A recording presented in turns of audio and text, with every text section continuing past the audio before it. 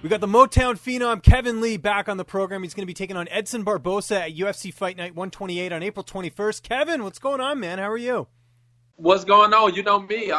Look, living the life. I can't complain. Absolutely. And speaking of living the life, I want to start things off a little bit differently. I saw that you took your mom to Mexico on a vacation. I saw that. I was peeping that on Instagram, man. Where does that rank in terms of life moments, being able to give back to your mom like that? Yeah, that's a huge one. That's what I really do it for.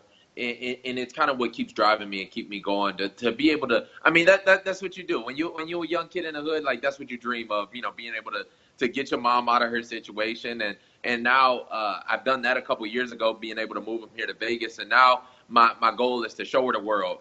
She ain't got to see it before. All she knew was what she knew. And now we on the bigger and better. So if I can share that, especially with my mom.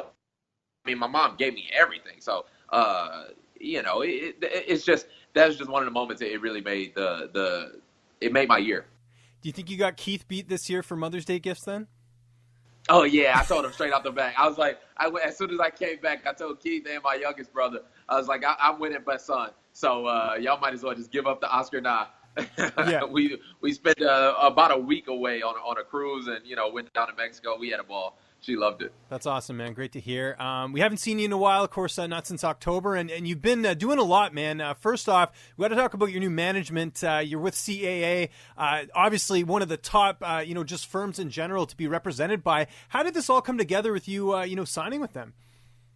Yeah, I mean, they were interested in me. Oh, nice. It's obviously not every UFC fighter can be on that level, or they can't help everybody, So I think they just saw the mutual interest, and we can both benefit from each other. And I think it's a win-win-win across the board. People are looking at it and they're saying, okay, CAA is the biggest Hollywood agency next to WME, who owns the UFC. So there might have been a little bit of competition, and I'm saying there's none of that. It's all of us working together as a unit.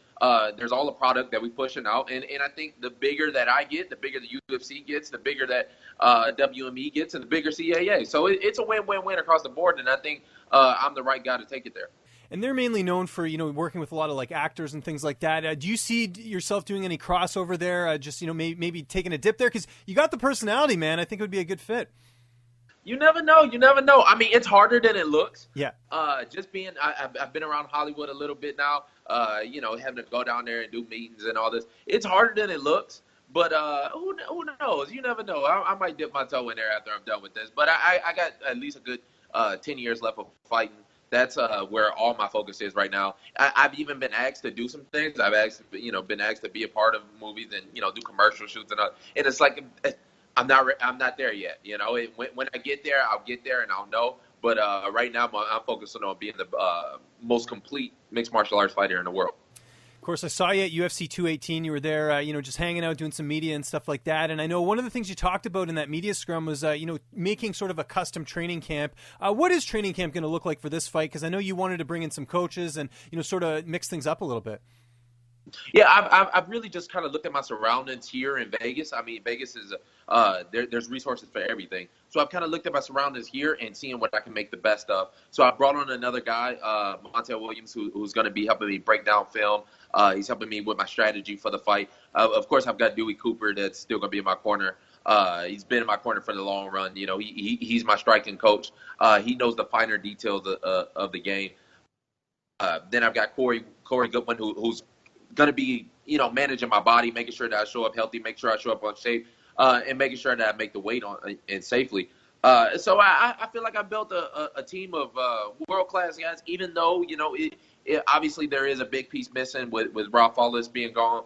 But we making the best of it, and now I've got even more added motivation because I'm going out there and I'm doing it for Rob, and it's what he wanted me to do. I wanted to sit back, and I said I wanted to look at it, maybe fight in July, June, something like that. But I'm ready to get back on that horse, and there's no place better than Las Vegas. I ain't moving nowhere. And there's no easy fights in the lightweight division, man. You got another tough fight here in Edson Barboza. Great matchup. He's got the 19-5 record. How do you feel like you match up against him? I feel like it's a good fight. I said it from the beginning. I had a lot of options in this, and Edson was right up there with the top of them. I feel like Edson was the best option because he was the toughest fight. I mean, Edson, hands down, been the best striker at lightweight for years now. You know, the only other one you could say was Anthony Pettis, and he beat Anthony pretty decisively. So, I mean, it's the best striker in the division. It's the biggest challenge out there for me. And the folks know I love a challenge. I'm not one of these guys that kind of sit back and just look for the money fight or look for an easy fight and get an easy win or try and rebuild my confidence. I want to hop right back in there with the shark. And Edson's up there. And I feel like my style matches up really good against him. And he's the type of guy that I'm gonna be able to show off some new things in my game. And I promise the folks a brand new Motown phenom when I come back, and that's what I'm gonna give to him. Do you feel like the fight he had with Khabib, do you feel like maybe heading into this one you're catching him at a good time, just because that was a pretty big beatdown? I mean, a lot of guys wouldn't have survived that. That's true, and I mean he didn't take a lot of time off after that. But Edson's been around the game for a long time. You know, he's got a lot of fights, so I'm looking at it. He was doing good in that fight. You know, Khabib just kind of charged for it. Khabib just kind of tanked him over. I mean, you got to give it to Khabib for doing his job. But, I mean, I feel like it's going to – there's two ways that can play out. It could either make Edson go into a shell, or it could really – you know, his next fight could be the big standout. And I'm either one of those is a win-win for me. You know, if it's a big standout for him, if he's trying to make a statement, then we're going to put on a great fight for the fans. If not, then I'm gonna run his ass over way more than a Russian tank. I'll tell you that. For sure. We built American over here. Yes, absolutely. I'm from the D. As far as training partners, is it just the usual guys that you normally work with in Vegas, or are you bringing anyone else in specifically for Barboza? Well, I know Anthony Pettis will be out here a little bit in Vegas. Vegas is, you know, you got a constant influx of guys that are coming in and out. You know, Yair Rodriguez just moved here. Great kicker. One Kick Knicks is the top Muay Thai gym in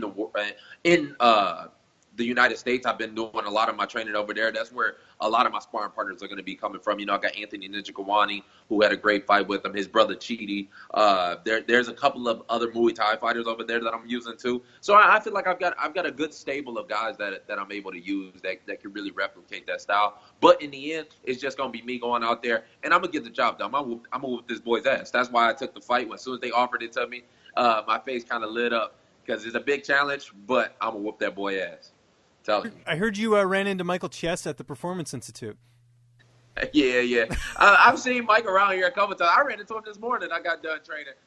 As I'm training, he's walking by and tries to flip me off. He's flipping you off. I know. That's what he told me.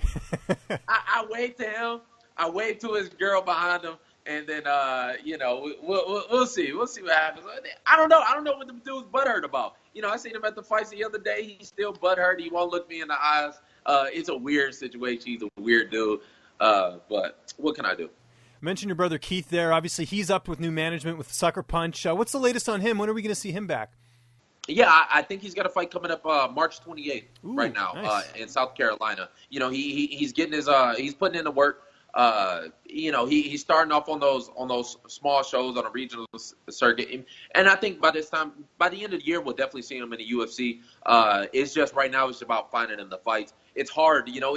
It's hard for guys to accept fights against them. You know, they just know what's going to happen. So right now, it's about finding him the good fights, finding him the right fights, and getting him to where he belongs. But I mean, that kid, I've been saying it. You know, James, I've been saying it for a minute. The kid's going to be good. And I think the more that he gets out there, gets his experience out the way, the more the world will see him. Yeah, no, I agree with that. You talked about you know, people helping you get ready for this fight. How about the weight cut? Has that process started already as far as getting down to 55? Yeah, I mean, you can see it in my face. Maybe I'm already slimming up a little bit. I've started this weight cut already 9 pounds lighter. You know, I'm 2 weeks camp right now, and I'm 9 pounds lighter than I was for the last training camp for the Tony fight. So it's already on track. The guys down at the Performance Institute are really keeping an eye on me. I went in this morning. We did retest. I'm going to retest and retest and retest and retest. We making sure that I'm doing this shit A-okay. You know, I'm really taking a professional approach to this fight especially. It's a huge fight. It's huge for the division. It's huge for the sport. And I'm doing my part in it. And I'm going to go out there and I'm going to fight on April 21st. You said you're going to whoop his ass, but how do you sort of see this fight unfolding as far as a finish in this fight? Yeah, I mean, we going to see. Yeah. We going to see. Like I said, I promised the folks a brand new me. and that's exactly what they're gonna see. They're gonna see a new me. You know, I think I just barely scratched the surface on some of that potential in the last fight, and this fight really kind of put me. You'll see a more poised. You'll see more just a more professional, a smarter. You're gonna see it all, and it's gonna be a good night for everybody, except Edson. Sorry. Yes. No, of course. Except Mark Henry. I'm sorry. Like the guys, it's just got to be done. I talked off the top about you being with CAA, and talking about going different avenues. Is pro wrestling something that would ever interest you at some point, maybe after your career is done? Nah, it's too corny. It's too corny for me. I do pro wrestling. I might do a one-off. I might pull a Floyd Mayweather or Donald Trump or something. Pull a one-off. But as far as being a full-time pro wrestler, nah, it's too corny. I'd rather go into acting or something like that. Somewhere I can use some actual skit and some actual. I don't want to bash the game too much. I respect the game, but it ain't for me. It's just not my style. Last question for you here. What are you watching on TV right now on Netflix? Anything getting you through training camp right now? Black Mirror, I'm stuck on. Black Mirror, I've been kind of going with the dark, make you think type shows. Black Mirror, Travelers is another one that I'm on. It's been a couple of them. You know, I think what's the other one I just got? Uncovered. Uncovered is another one. I'm on Netflix. I'm Netflixed out right now. So if the folks know, who knows? Maybe I might do me and my brother have been talking about starting up a podcast for a long time. Oh, you got to. Yes, absolutely. We've been talking about it for a minute. We're just trying to find the right timing, the right, motivation to get it done. But I think that's that, and something like TV shows and stuff like that, and just life in general. I think people would be interested in hearing. This is all you have to do. Get you and Keith to go to the cafeteria and just do a podcast there and just call it the UFC PI Chronicles or something like that. It's already set in stone. Just talk about your days. Hey, that's smart. That's smart. Yeah. Tell CAA I get a little bit of the cut this time if that ends up happening. So there you go. I got you, my man.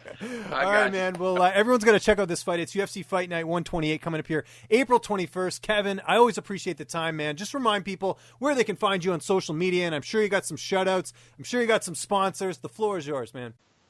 They know it. At Motown Phenom, we kind of going to revamp it, too. We're going to call it the MTP 2.0. So, follow me, especially on Instagram, at Motown Phenom. They know where to find it. And, I'm going to get it done.